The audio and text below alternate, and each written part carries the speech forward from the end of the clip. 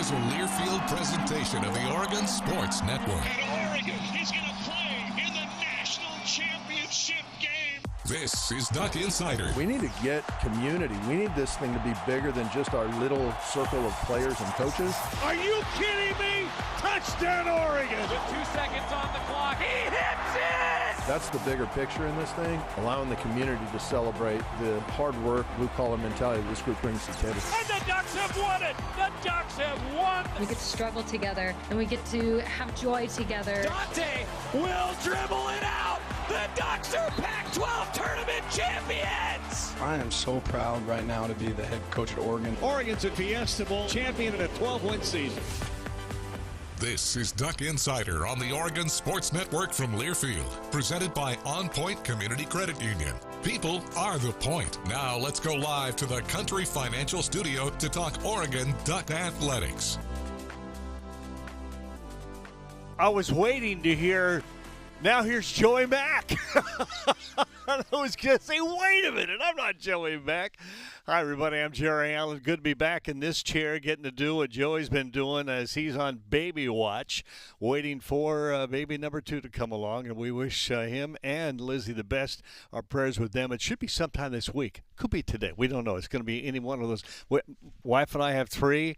Every one of them are different. You never know. Scotty, you get it. It's like, God's going to, lay him out there on a platter whenever he's ready. Well, it's not really put them on a platter. There's a little work involved, but you get what I'm talking about here. From our Country Financial Studios, good to have you with me today. A lot to talk about as we wind down the season. We're approaching the final third of May. It's hard to believe. I can remember years ago talking about Duck football, men's basketball, women's basketball, and then you get into some of the spring sports, and things would tail off a little bit. Things don't tail off. Track and field never did, but things don't tail off around the University of Oregon athletics now. Oregon has such a solid athletic base in all their teams. It's amazing compared to when I got here in 1987. This is a very, very special athletic institution. I say athletic, it's the University of Oregon. We're here for school, but in athletics, they have really risen to the top, and it's fun to see it. And not a lot of universities in the nation can say that. Oregon is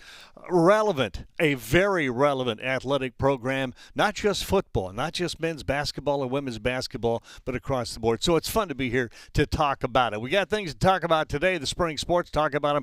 Women's golf is currently underway. They are fighting for their lives. Right now we're looking to hopefully get to match play. The top 8 teams after today will move into match play. Oregon was tied for 7th yesterday, and they got a good start today. In fact, let me find my notes here. Yeah, Kiara Romero, single-season birdie record today. Her first hole, she birdied her first hole today, so she has the single-season birdie record. That's a great start for this team. Oregon is in a battle. The Ducks are competing at the NCAA Women's Golf Championships 13th time in program history after finishing second at the NCAA Auburn Regional.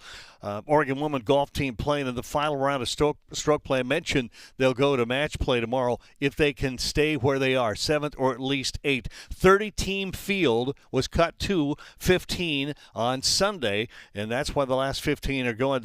Number 12 Ducks battled through the third round to an 11 over par 299 yesterday after surging up the leaderboard with a 500 283 on Saturday. A great round on Saturday. Head coach Derek Radley saying it was a grind out there. The wind was an issue, but they fought through it. The course got a little harder, but they fought through it and found themselves in good shape. The field down to 15, match play tomorrow. They were in a tie, I think, with Auburn, but a couple of teams 1 or 2 strokes right behind them. So every play from every team member today, very, very critical as the Oregon women trying to get to match play in the NCAA championships in golf.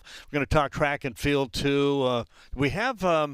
I was going to say we're not going to hear from women's golf probably until, maybe later in the week or next week. When's the last show for the season? Is it coming up?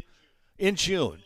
in middle of June. So with baseball going, it's going to be a ways. So there's still a lot to talk about. So we'll be able to hear from Derek Radley and some of the women's golf team members as they finish up, hopefully, with an NCAA championship or certainly getting near the top. You know, they got a good chance. They got a very, very good chance.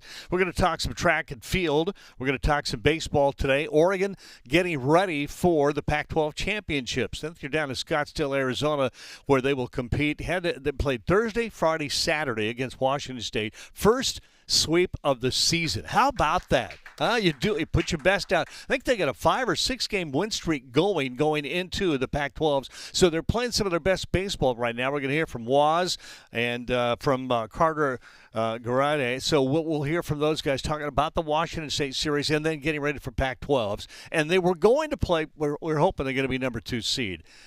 The Beavers, all they needed to do was hold up their end of the bargain, beat Arizona on the final day. They didn't. Arizona walk-off win over Oregon State. That dropped Oregon number 3 seed. Didn't really change all that much. So the Ducks will start their first game 2:30 on Wednesday afternoon at 2:30 for Duck baseball. We got all that for you. You're going to hear from Waz. Also talking softball. I watched all of softball. I'm not really thrilled with ESPN Plus. It just irritates me to no end to have to pay extra money to watch ESPN Plus. Why?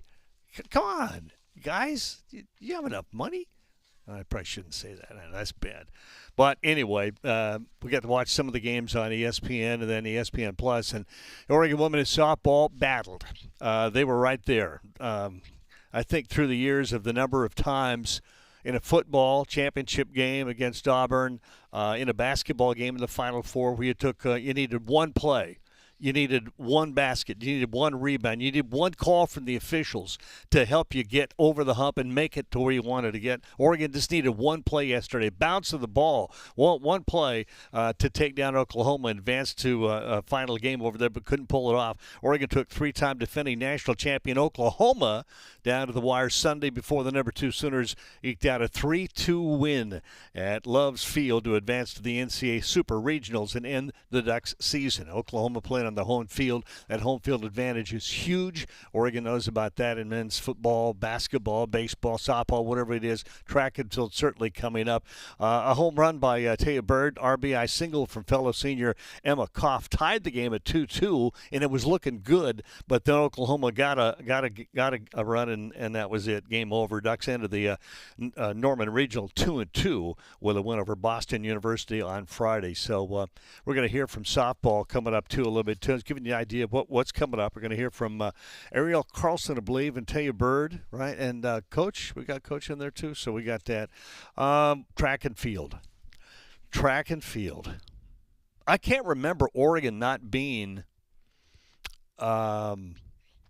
relevant is not a word. Not being a champion, either in the Pac-12 or in the national scene. Oregon, men and women in track and field, one or the other, sometimes both, are always in the mix for a Pac-12 title and or a national championship. And they are there again. The women won the Pac-12 title. The men battled. The women are going to send 27 members of the women's track team. The men, I think 14 as they compete. No, 17 for the men, 27 for the women in the NCAAs. They're going to go the regionals now, and then they'll advance from there. But Oregon women have a great chance at a national championship. I mean, to not – and then when you look at Hayward Field, they're going to bring the NCAAs right back here, the regionals, and then the NCAA championships at Hayward Field. How great is this place? How spoiled are we? This is an unbelievable opportunity, track and field, and for fans just in general of athletics. So looking at that. Baseball, I mentioned, they're headed down to Arizona. I might bring up, if we have time, I know Kelly Graves is going to join us too. Joey got a chance to talk with Kelly. Women's basketball had a great off-season. It's off-season right now, but in recruiting and the portal, Kelly really excited. One of the premier coaches. I think he should be a Hall of Fame coach one day. That's how good he is. And he also is one of the nicest and funniest guys to be around. I mean, he's hilarious. But Joey sat down with Kelly Graves. We'll get a chance to hear from him today and talk about where women's basketball is as they finish their recruiting pretty much and get ready for summertime and then wintertime play. And if we have time, I heard Joey. The biggest thing I'm irritated or upset about today is that I wasn't here for John Strong. Gosh, I would ask for his autograph. I want, because he's like a superstar, all right? But I wasn't here, and he was fun to listen to. John, you can anytime you want to come join us in the football booth, you're there. Okay, we'll put a headset on you. All right, maybe we'll give you a mic. You down the sideline with Joey. You can be on one side, Joey be on the other side. We're going to do something like that, John. All right, we'll talk about that. But anyway, they were talking about the duck, the history of the duck. And so I know about the history of the duck because we had did a big feature on it probably some years ago, and it was a Walt Disney handshake with Leo Harris that started that whole thing. And I'll tell you about that if we have time, but not today, maybe tomorrow. All right, in our Country Financial Studios, I'm Jerry Allen, and in for Joy Mack, who is just kind of hanging, chilling, if you will, waiting for baby number 2 to come along. I can't even remember how we get out of here, but let's do it. Right back on the Oregon Sports Network from Learfield. Summer's here, and with a new Toyota, you can make the most out of summer with all your friends. Most of my friends happen to be four-legged.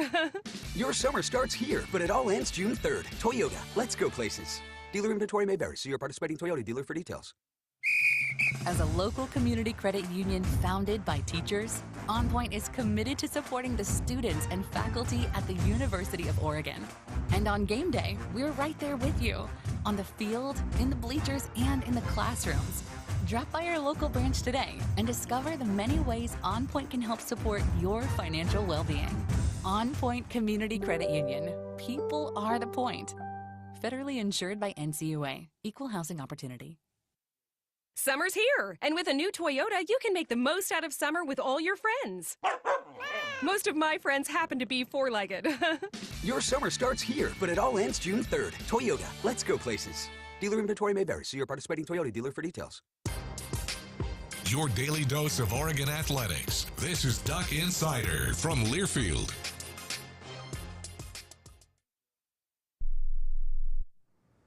Hey, son. How are you feeling? I'm fine, Pops. What's on your mind? I can't explain it. Navigating without a compass, eyes waiting, started to wonder. Metamorphosis, the loss of who you thought you was. When your kid can't find the language, help them find the lyrics. Listen to the Sound It Out album and get tips and tools to start a conversation at sounditouttogether.org. Brought to you by Ad Council and Pivotal Ventures. Adoption of teens from foster care is a topic not enough people know about, and we're here to change that. I'm April Dinwiddie, host of the new podcast, Navigating Adoption, presented by Adopt US Kids. Each episode brings you compelling real-life adoption stories told by the families that live them with commentary from experts. Visit adoptuskids.org/podcast or subscribe to Navigating Adoption, presented by Adopt US Kids. Brought to you by the U.S. Department of Health and Human Services Administration for Children and Families and the Ad Council.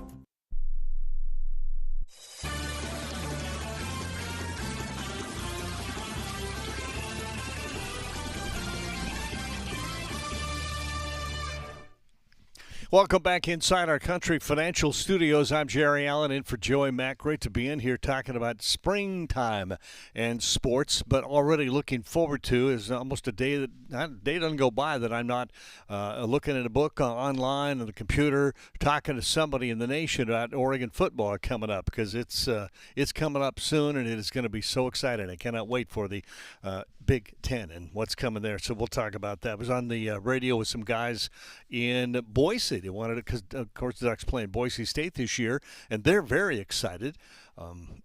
They had to bring up the fact that Oregon has not beaten Boise State in our 3 meetings. I almost hung up on him. No, I almost hung up on him. But I stayed on, and we went through it. But we'll talk some football, hopefully, maybe sometime this week or next week. We'll come back in. Joey and I are going to kind of rehash last year and get you ready for football season coming up. But right now it's baseball. Oregon men in baseball headed down to Arizona. It's the final Pac-12 baseball tournament. The final Pac-12. Whew, man, that's just difficult to say still. It still kind of stings you when you say it. Mason Neville homered twice for the second time in 3 games. Maddox Maloney added his second homer in the series, pushed number 20 Oregon to a 10-4 Pac-12 conference win, and that was their first series sweep this year. They did it at the right time over the Cougars of Washington State, PK Park on Saturday afternoon. Almost 3,518 fans. Oregon ends the season with a 5-game winning streak as they head in to Pac-12 Conference Tournament in Scottsdale. They'll be the number 3 seed. After the game on Saturday, Coach Wasikowski talked about his troops and his emotions and looking forward. Did you find a chicken this morning? No. What does it mean just to get this sweep finally? I know it's been something that's been talked about the past couple weeks. Coach Lopez always used to talk about when you're playing your best baseball at the end of the year, that's the sign of a good club. And it looks like we're playing our best baseball at the end of the year again, and that's awesome to see, the commitment of these guys and everything like that come together. So excited we were able to sweep, and we'll see where the chips fall on what's coming in front of us. And now what we know is next is the tournament, and we can't wait to go and we're going to win that tournament. We're not a participant. What's the game plan tonight? Are you going to watch the Oregon State, the Arizona game? No, I'm going to go get a workout in. Yeah. Mason DeVille again, 2 home runs, 4 on the weekend. He's now up to 16 on the year. Just what has been his best trait these last couple of weeks? Obviously the home runs, but what has he done besides that? He's probably being he's just more consistent as a person. On and off the field, just been doing a good job of I guess being boring, usually a boring, just a boring plan for him means that he's working his tail off and he's doing a good job in school and he's doing a good job on the field and in the weight room and all that. And I think it's just, his success is probably a result of him being boring in all aspects of it, which means he's accomplishing what he wants to in each aspect, which is good. Is being boring kind of like the hitter equivalent of pitching old? Maybe. I think the boring can, exciting players, they have a lot of streaks and stuff like that, good and bad, and boring players seem to just be there for you each and every day. And he's becoming, he started as a very exciting player, and now it seems like he's getting very consistent. And so I'm just happy for his development. A lot of work went into that with the coaches and with his commitment, and credit to him for really putting in that work. What do you see from Sider today? Old pitching performance again, just goes out there and just keeps us in the game to where we have a chance to win the game. And all those seniors just really appreciate their efforts and all that. We finished with Brad at the end of the day, and he's a stud, obviously, throws the last 2 innings of that. All those guys that are running out of eligibility, Bryce Betcher and all those kids are just tremendous kids. We love them. Brad is a guy who came to Oregon out of Gonzaga and had an ERA like in the 60s at Gonzaga. Now he's back in the bullpen. ERA is under 2 for the entire regular season. Just how much has he helped you solidify the bullpen and have confidence going into there at the end of games? Well, he's, you just kind of laid it all out there. I didn't know all those numbers. I just know that Brad is, he's done a tremendous job, right? And Brad showed up. He's been a great kid from day one when he first came in. He wasn't making contract demands when he first got recruited. He was excited about the success we had last year, and he saw the environment of what was created at PK Park, and he said, Coach, I want to be a part of that. And he didn't say that he needed a certain role. He just showed up and said, I'll earn what I get, and I think I can help in a lot of ways. And he's very humble, and just really appreciate Brad. And he's obviously well parented from his family. Drew Smith, you moved into the leadoff spot against Washington. 2 hits last night, only 1 today, but 2 walks, getting on base. How do you feel like his bat is kind of heated up here in the last couple of days? Yeah, and he's a leader, right? And so he's, when you're starting a game, we've got a few leaders, but Drew's a guy that, guys really gravitate towards. He's a real worker. Again, in the weight room, he's been overly committed in the weight room where he's, he's one of the leaders there. And so he's a guy that's got a lot of stock in that locker room. Featherston, who threw Thursday as well. Just as a true freshman, for a guy to have a 3.3 ERA on the season, all out of the bullpen, just how special is that for a true freshman to do that? Well, and he's doing it at tough times of the game too. It's not like he's pitching in blowout games. He's pitching in high leverage situations. He's able to handle it. And I think I referred to it on Thursday. that's why he was on Team USA. You know, he's kind of got that ice water in his veins, and he's makes a lot of big pitches today.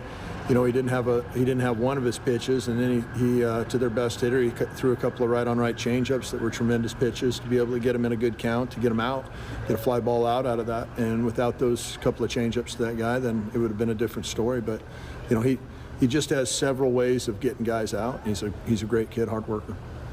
For Garrotti, you know, gets a double today, but has been, you know, struggled at points during the season, but has always been really good defensively. How much extra comfort does that bring you to have a guy who you're going to put in at third base every day, and you know he's going to make every play out there, and then come in with the bat every once in a while? Yeah, I mean, he doesn't make every single play, and nobody does, but yet he makes a lot of them, and a lot of Sports Center plays. I thought his first steps, all of the infielders and the whole defense today, I thought played exceptionally well. Their first steps on defense were really good.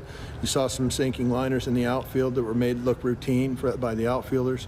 Garrotti played a lot of, you know, played a really tight third base today, and it was awesome to see. And his bat's starting to heat up too, so it's kind of like gravy. What's the plan from here on out? Like going into the tournament, like what do the next couple of days look like for you guys? You know, tomorrow's an off day. The next day's back on. You know, and so we get a chance to practice and get better and improve and prepare to win the tournament.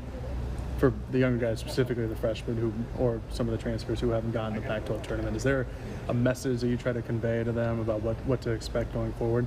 Just that. Coach Waz talking about that win against Washington State, how his team is doing right now. They're 5 wins in a row. They're in the right place. They're going in with some momentum, feel good about themselves.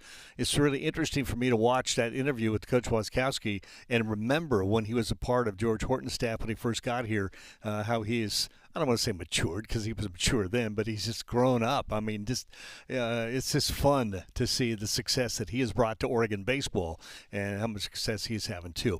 We had a chance to hear from a third baseman he mentioned his bat is coming on. His play is very strong, and Oregon needs depth. You got to have depth when you're going to get into tournament play. And Carter Garrotti talked to the staff after they won that third game against Washington State.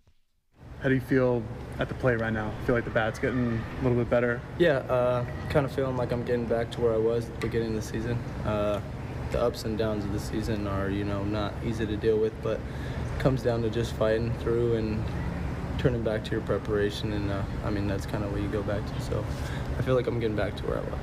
Have you and Martyr kind of worked on some things, and if so, like what are those? Yeah, I mean, kind of just being on time is the biggest thing, and I think the approach was where I was missing halfway through the season, and I think that's where I've started to get back to where I was at the beginning. Have you always had the toe tap?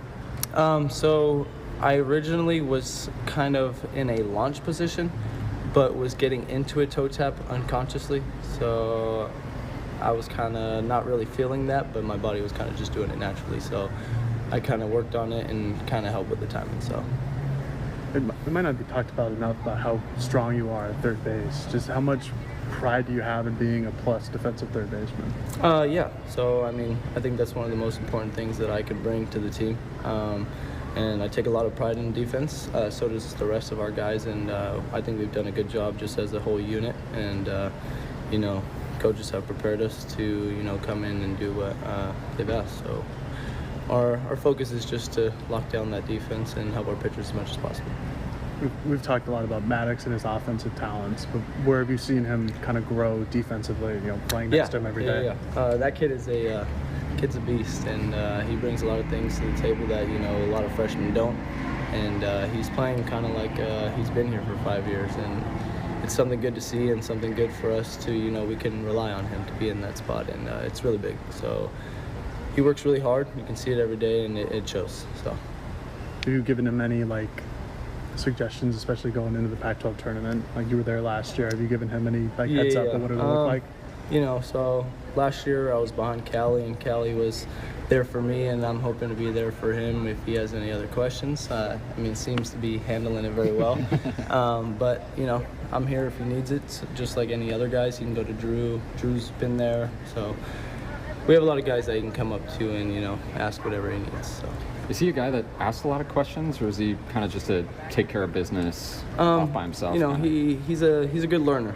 If he asks questions, you know, we give him the best answers we can, and you know, he's figuring it out, but also, you know, I have questions, he has questions, Drew has questions, and we all can go to each other, which is a big thing. So, what's it been like watching Mason the last couple of days, or the last couple of weeks, I should say? Yeah. I mean, he's probably one of the hottest hitters in the country, I'd say, and he's shown, you know, big improvements.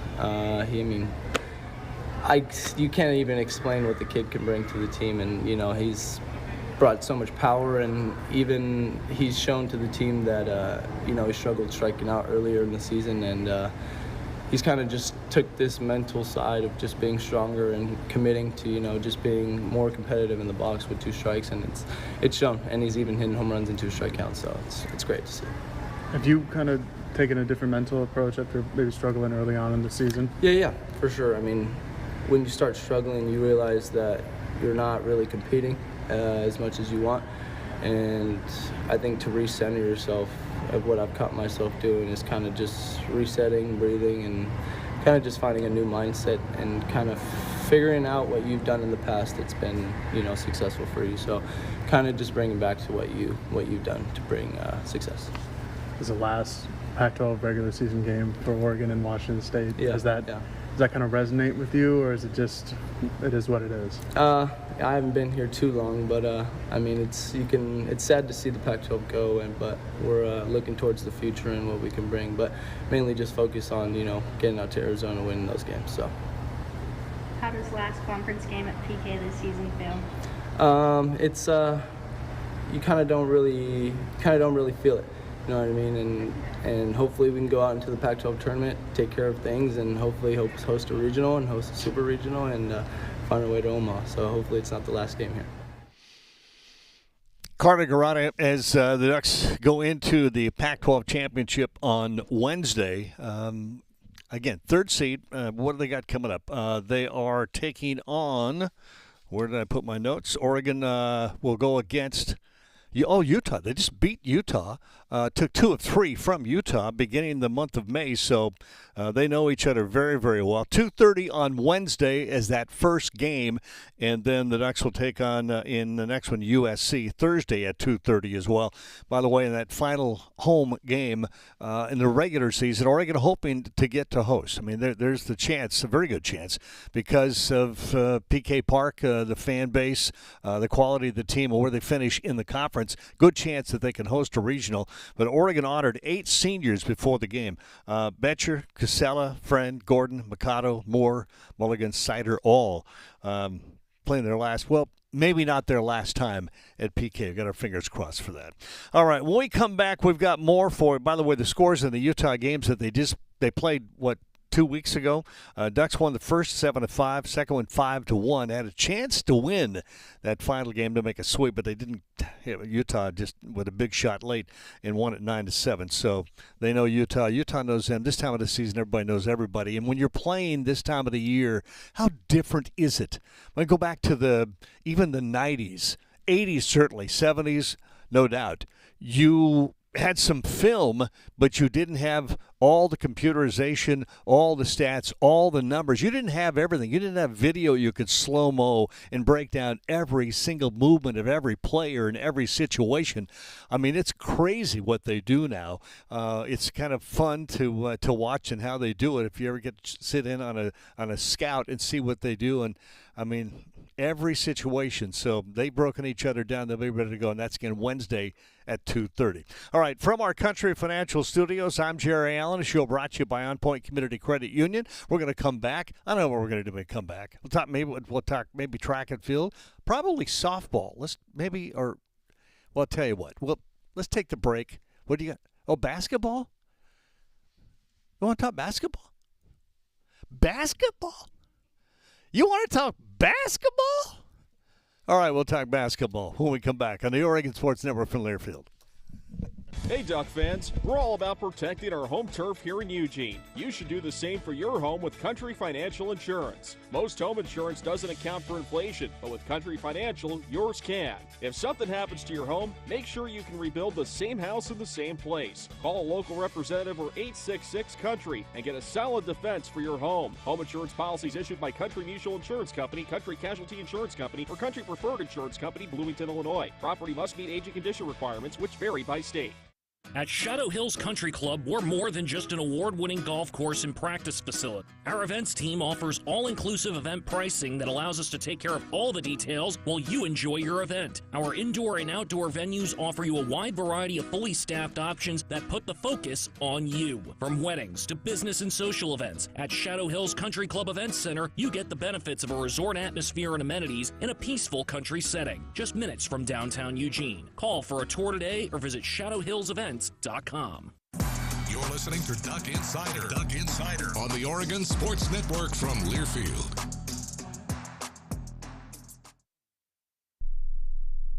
Tom has been a teacher for over 40 years. One day, I think one of the students had asked the question and he didn't remember the answer. And I also noticed that he was letting his class out earlier than they were supposed to let out. I was really starting to worry. Levi and I talked about how it would change our lives, but he was there beside me. When something feels different, it could be Alzheimer's. Now is the time to talk. Visit alz.org/ourstories to learn more. A message from the Alzheimer's Association and the Ad Council.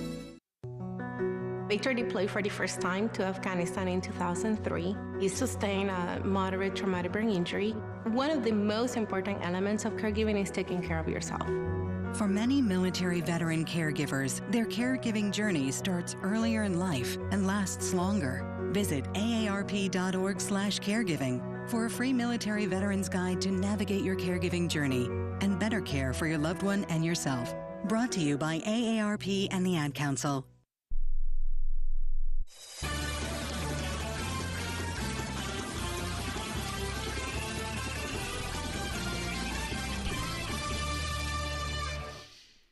Welcome back inside our Country Financial Studios. I'm Jerry Allen. Show brought to you by OnPoint Community Credit Union, and it's fun to be in here sitting for Joey Mack, knowing that he is sort of on pins and needles, waiting for baby number two, child number two, to come along sometime this week. Could be today, could be right now.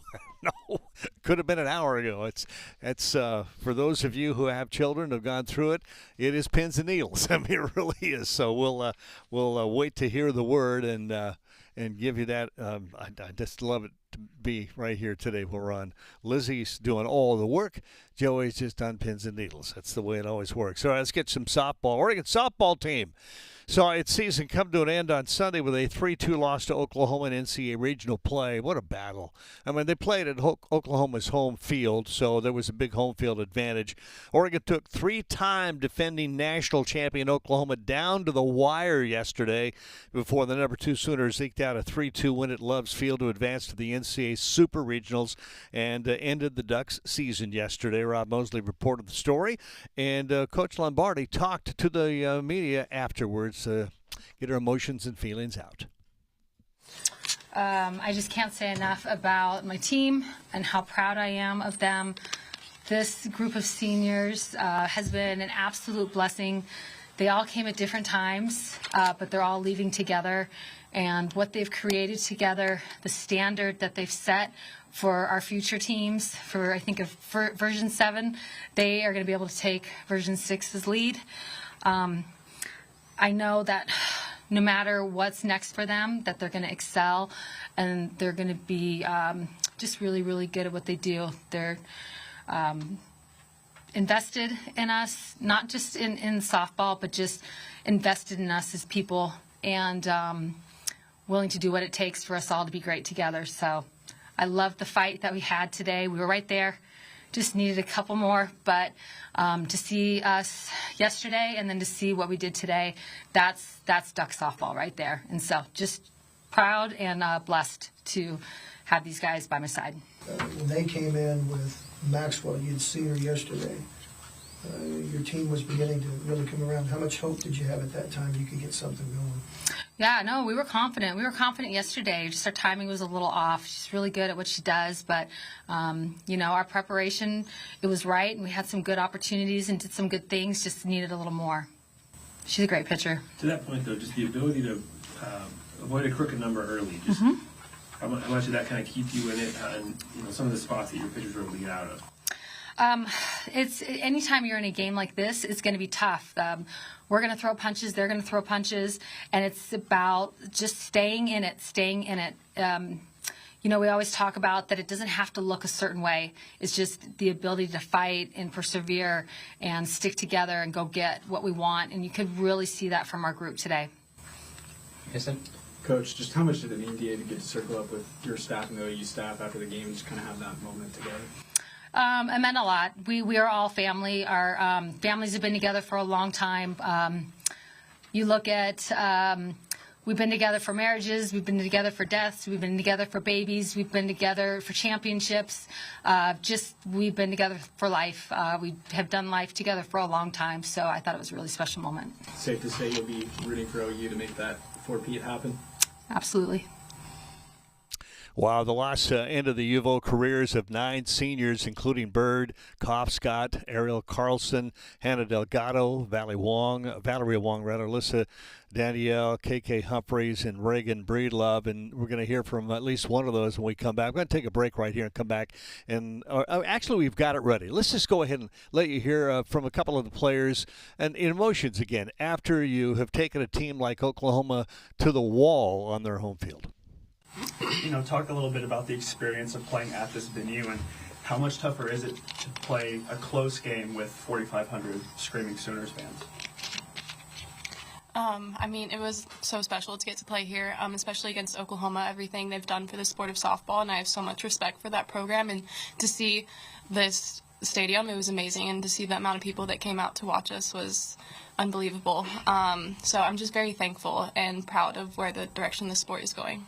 Again, just the battle you guys showed, avoiding some of those crooked numbers when you were on the field, but then coming back and being able to tie the game. Just what do you feel like your club showed today? I'm so proud of this team. We knew they were going to come out hot from the start. That's what they do. So nothing really surprised us. We knew it was going to be that kind of game back and forth. So we were prepared for it. Our entire schedule prepared us for that. So we were ready to go when that happened. Okay, you had big hits in big spots. What would you like to have one more in this last game of the season?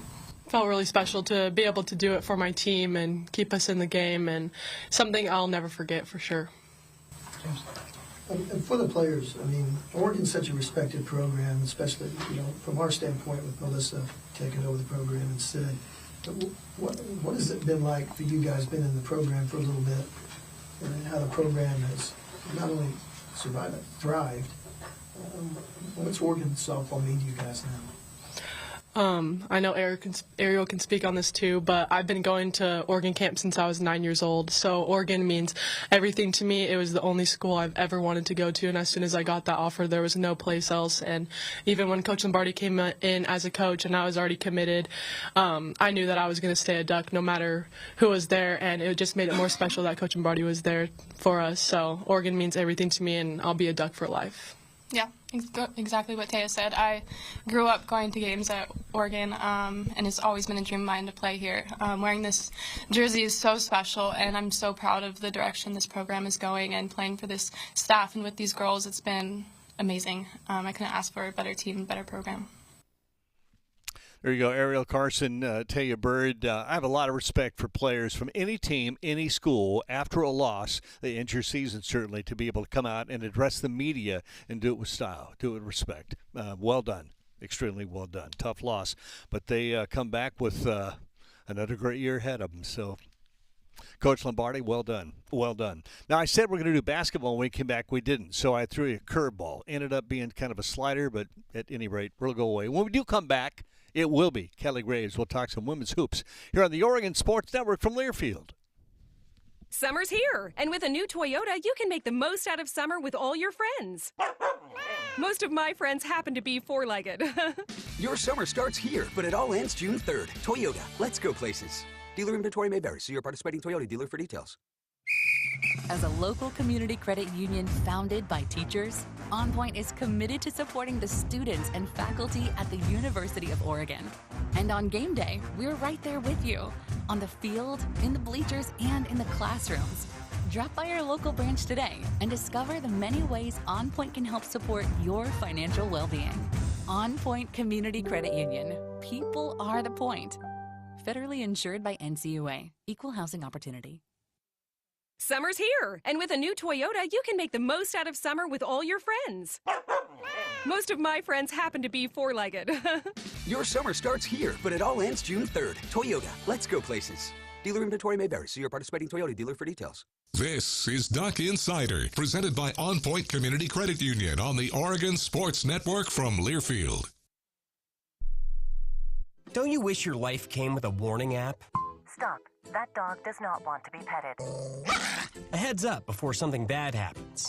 You should not send that text. Uh-oh. Life doesn't always give you time to change the outcome, but prediabetes does. With early diagnosis and a few healthy changes, you can reverse prediabetes and prevent or delay type 2 diabetes. To learn your risk, take the 1-minute test today at doihaveprediabetes.org. Brought to you by the Ad Council and its Prediabetes Awareness Partners. Uh-oh, Brad's buzzed. Oh, yeah? Yeah, he's starting with the woots. And now a speech. I just want to say that friendship is about heart and brain. Who's with me? Good thing is, he knows when he's buzzed. And my brain is saying, when it's time to go home, somebody call me a ride. Love that guy. Me too. Know your buzzed warning signs? Call for a ride when it's time to go home. Buzz driving is drunk driving. A message from NHTSA and the Ad Council.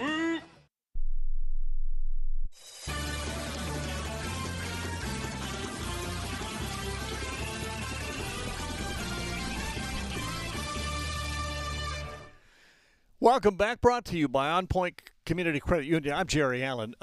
Country Financial Studios around me. This is something new for me. It's a little scary. I feel like I'm in a cave now. And interestingly enough, it is my size. 13. Well, actually, I could take one and cut it in half and put them on both feet. I have size. I'm like 8.5. I have tiny feet. Women's basketball, kind of the off season, but I'll tell you this, and you know this by now, there's no off season in college athletics anymore. It's 12 months out of the year. They set things up for conditioning and weight and everything. They get a little break here and there, but they're always at it. Recruiting, whatever. Kelly Graves stopped by with Joey Mack just a couple of days ago, and they talked about Oregon women's basketball coming off of a very successful recruiting period. It's always a pleasure when we get Coach Graves in the studio, so I got to take you inside the show a little bit. I text Coach Graves like, hey, I think it'd be great to have you on. You know, we're coming up toward the end of the year. And Coach Graves is like, yeah, I'll be in 2 hours. Well, so thank you. You gave me an option to do it the next day, I did. And I couldn't. But you know, it's crazy for coaches. This is the busier time of year for us than it is during the season, believe it or not. Right. Got all that other stuff you got to do. Yeah, well, so thanks for doing this part of it. You kidding? The WNBA shirt today, well done. Yeah, just by chance. Yeah. You know, season opened yesterday. Yep. And Sabrina had a nice opening game. Niara did fine. They ended up winning. Satu's going to be out for a little while. Yeah. And then for those that don't know, Ruthie was waived by Minnesota, but she's got a good agent. And I just was texting with her yesterday. They'll try and get her on another roster here. Part of the pro life, isn't it? It is, and people don't realize what a difficult league it is to make. At best, you've got 12 teams times 12. They don't have a reserve squad like the NBA. Right. 12 times 12, that's 144 jobs. Right. And because of the salary cap, it's a hard salary cap. A lot of teams like New York are only carrying 11 players. So you're talking 130 jobs, 132 jobs. It's hard to make. Yeah. It's elite. As it they is. say. You make that league, you're doing something right. Yeah. Do you hope that it expands? I mean, just talking like as a basketball fan. Well, they have the two. Toronto was just named, which is bad for Portland because it was kind of. I think they were in the mix, one of the 2 or 3 that they were looking at, and then of course the Bay Area. Yeah, that's 14. That's kind of an odd number. I think it should go to 16. Okay. And I think it will eventually, and I do think Portland will be would be a viable franchise. Let's so go. We'll see. I'm in. I mean, I think that it's been so much fun seeing what the Thorns have done in Portland. I mean, that's the Timbers too. Like, that's a soccer town and to an extent. But you already have the Blazers. You had a WNBA team. I'm in. I mean, 2-hour drive. I'm in. Well, and you've got two of the top 15 or 20 fan bases in the country, and us in Oregon State. Right. We always finish in the top 15 in attendance. So you've got local interest, you know, in terms of women's basketball. So, and like you said, the Thorns. Yeah. I think they've led in attendance a lot in that league for a long time. So, yeah, it's a no-brainer. Talking with Coach Graves. Okay, so you mentioned that it's the busy time of year for you. Why, Coach? What the heck's been going on? Well, I go to our first Big Ten meetings this weekend. Wow. You know, and from what I understand, they typically don't do spring meetings. So this is a first for everybody. It's in California, so I'm interested. Big Ten meetings in California. I know. Yeah, go figure. How about that, huh? We're coming west. Yeah. So I get to meet a lot of the coaches really for the first time. I mean, I know them. I know of them. You know, we might talk on the road or something, but I don't really know them. So this will be a first chance, and I'm a little bit nervous, but at the same time, really excited to kind of meet a new group. It's a new era. I mean, it's a new era, you know, unfortunately, you know, and we've had a lot of time to process that. But the more I get into it, my staff is doing an awesome job of kind of diving into every program, their tendencies and things like that. I just got a 4-page printout that's more data than I can consume on some of the teams, and so we're going to do a deep dive on all of them. So we'll have kind of a profile going in, but I'm excited. You know, new venues, new fan bases, new coaches.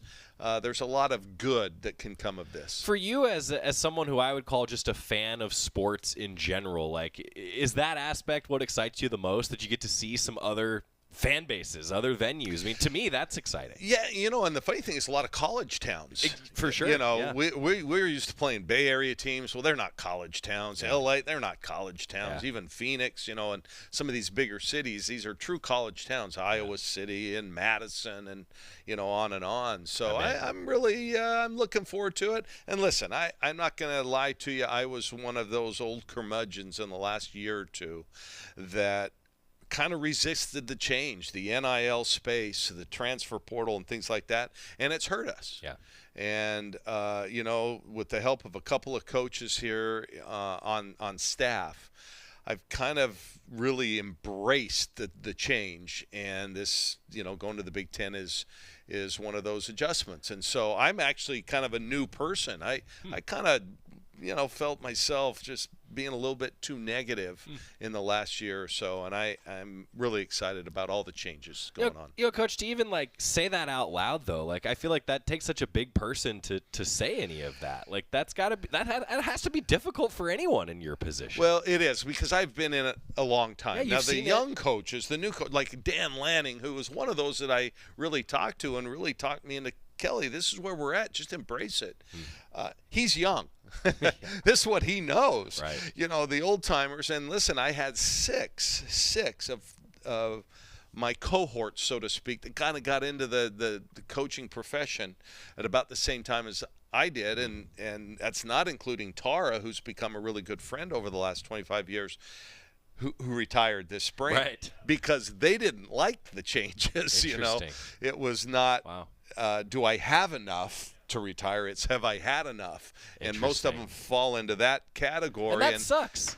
Well, it does. It does, but I'm, you know, listen, I'm embracing it, and it has shown this spring. We've had a great spring in terms of recruitment and especially in the portal. Yeah, well, to that point, that's part of what I know fans want to hear from you about. Yeah, I'll try and keep it brief. Yeah, so, I mean, or not. I mean, it's a new look, Coach. Get us excited for next year. Yeah, well, you know, listen, last season there were 3 issues that we had. Okay, number one was we just could not shoot the ball. And you're talking about a team that in my 10 years here, we finished top 3 in the conference, 9 years in 3-point and field goal percentage.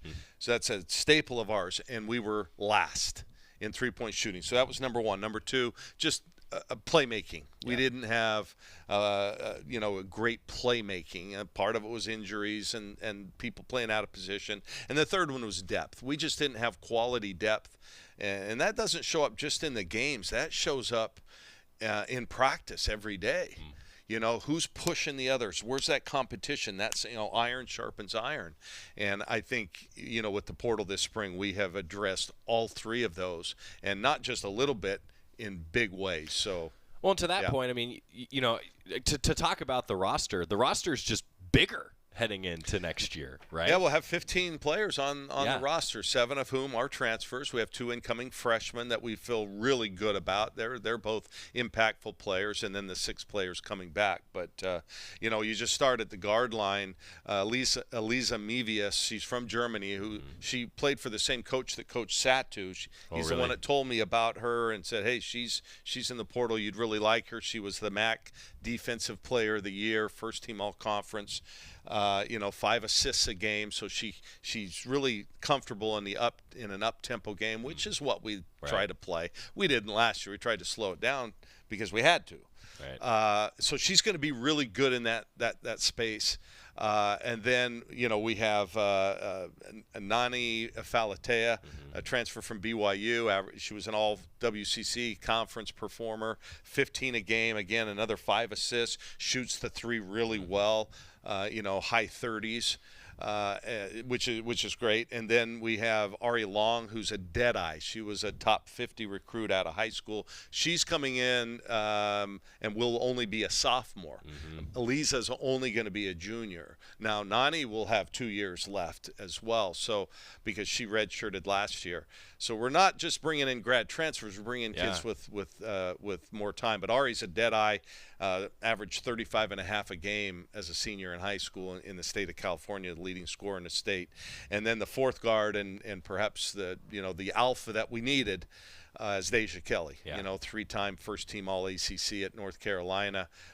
Twice she's been an All-American. She's going to give us that player that late in games is going to be able to get us a shot, and make a play when it really matters. So we, with those 4 incoming, not to mention Katie Fisu, who I think is one of the best point guards in the country coming in as a freshman, we've suddenly more than addressed the need in the backcourt for playmakers and players that can shoot it. Well, in that guard position, it matters, doesn't it? I mean, I don't want to say like guards are the most important thing ever, but it's safe to say that when you have an experienced guard, it matters in the postseason especially. Oh, no doubt. Yeah, no doubt. We have depth there, and we have different options, different people we can go to that have different skill sets.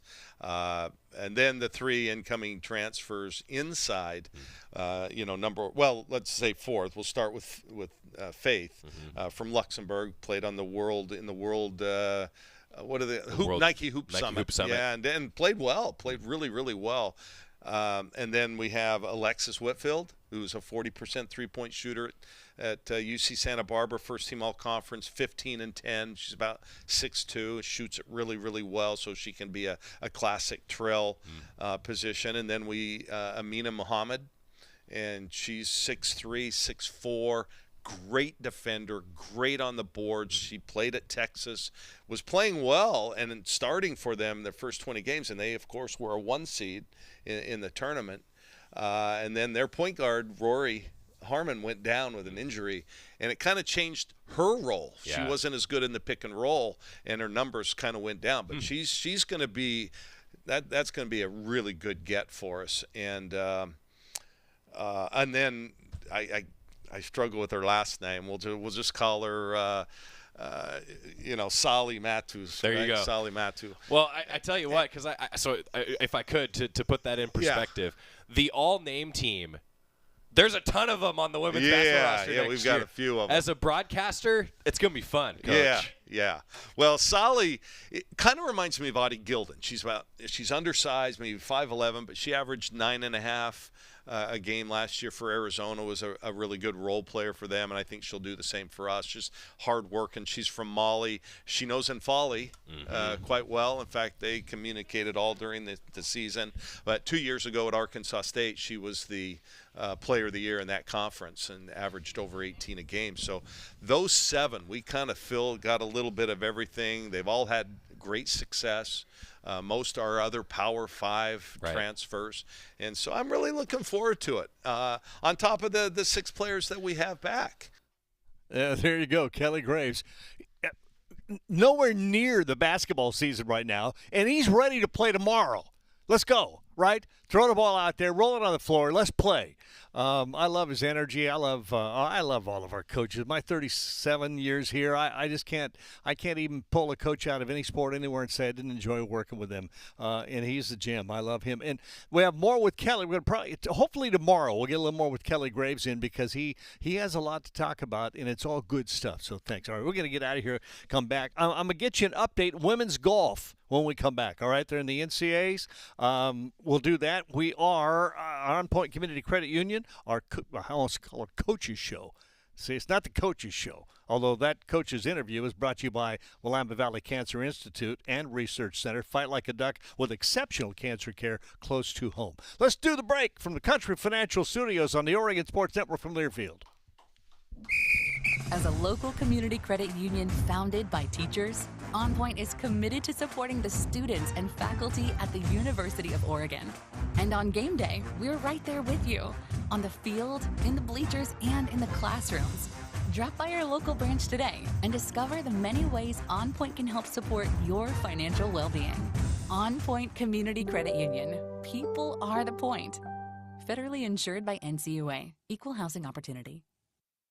Hey Duck fans, we're all about protecting our home turf here in Eugene. You should do the same for your home with Country Financial Insurance. Most home insurance doesn't account for inflation, but with Country Financial, yours can. If something happens to your home, make sure you can rebuild the same house in the same place. Call a local representative or 866-COUNTRY and get a solid defense for your home. Home insurance policies issued by Country Mutual Insurance Company, Country Casualty Insurance Company, or Country Preferred Insurance Company, Bloomington, Illinois. Property must meet age and condition requirements, which vary by state. More Duck Insider coming up on the Oregon Sports Network from Learfield. Hey, so what's a great way to spread awareness that driving high is illegal everywhere? A catchy song, of course.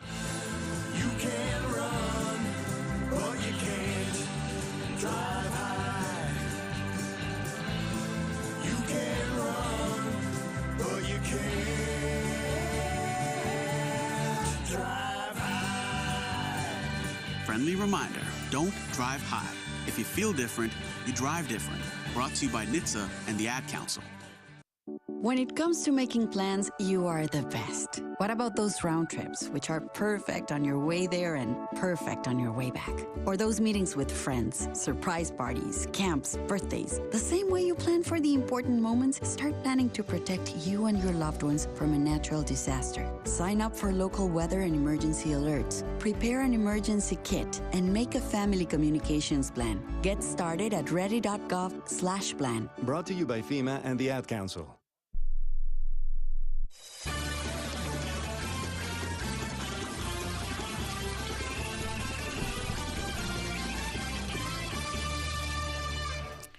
Welcome back to Country Financial Studios. The show brought to you by OnPoint Community Credit Union. Oregon Ducks competing in the NCAA Women's Golf Championship for the 13th time in program history. Update. They are in the plan today. Top 8 move on to tomorrow. Right now, they are tied for 8th place. All right, they are tied with Arkansas, I believe. Might be Auburn. Well, anyway, they're in the top 8 right now, back and forth. Follow it. Thanks for being with us. Good to be here. Bye-bye. My name is Teresa Barber. I was in the United States Navy, and I served overseas in the Middle East and Africa. Early on in my career, I had a commander that taught our suicide prevention training, and the very next day, he took his own life. 90% of suicide attempts involving a gun are fatal. My way of continuing my service is to help protect my community by being a responsible gun owner and by storing